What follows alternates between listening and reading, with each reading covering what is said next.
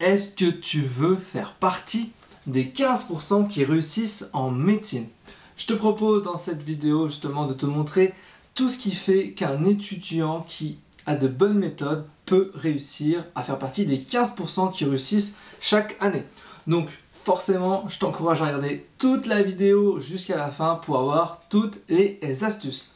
Alors, si tu ne me connais pas, je m'appelle NT, je suis enseignant indépendant et j'accompagne depuis maintenant 10 ans des dizaines et dizaines d'étudiants pour la réussite du concours de la PACEL. Donc l'année prochaine, ce sera la fameuse filière MMOP. Alors, bien sûr, si tu es en licence LAS ou PASS, je t'invite à t'abonner à cette chaîne et surtout à rejoindre la Team Elite, un groupe d'entraide étudiant qui te permettra d'avoir toutes les réponses à tes questions.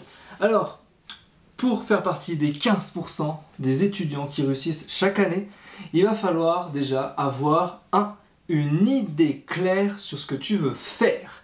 C'est-à-dire le fameux pourquoi. Pourquoi tu fais ces études-là?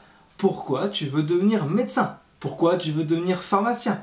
Pourquoi tu veux devenir sage-femme? Pourquoi tu veux devenir dentiste? Pourquoi tu veux devenir kiné? Etc. etc. Le fameux pourquoi. Deuxième point, il va falloir que tu saches anticiper ton année et connaître par cœur les bases de terminale. Troisième élément, tout simplement, c'est être motivé et prêt à faire des sacrifices pour y parvenir. Quatrième chose importante, c'est avoir un mental solide, avoir un esprit de compétition et être prêt à endurer toutes les difficultés de l'année. Cinquième point, ça va être de surmonter les difficultés en trouvant à chaque fois une solution à chaque problème. Si tu trouves une solution à chaque problème, tu vas être capable d'aller très loin. Sixième chose, d'avoir forcément une très bonne organisation de travail. Alors forcément, il va falloir que tu saches établir un planning de révision efficace avec de l'anticipation. Il va falloir acheter le bon matériel, travailler au bon endroit et au bon moment. Ça, c'est un point hyper important.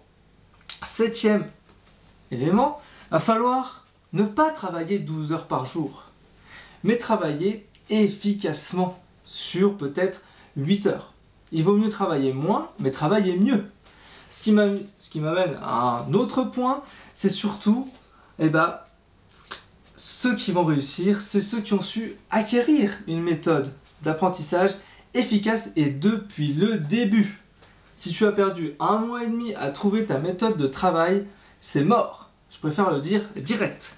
Alors, bien sûr, rien n'est perdu, on peut se rattraper, mais d'autres sont déjà en avance.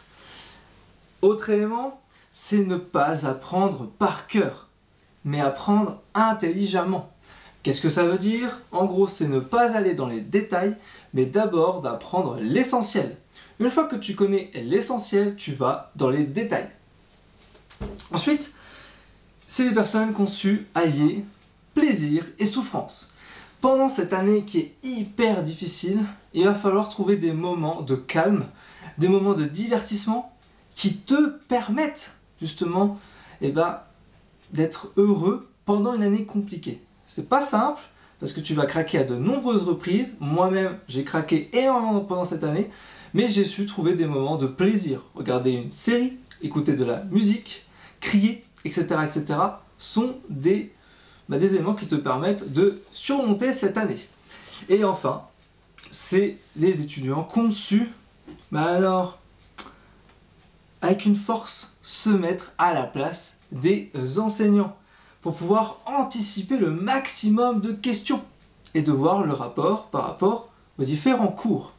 Si tu as tous ces éléments-là en tête,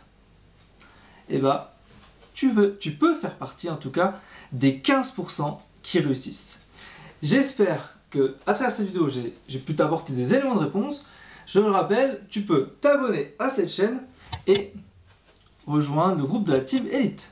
Pour moi, ce sera tout. Je te souhaite une excellente journée. À très bientôt. Ciao, ciao.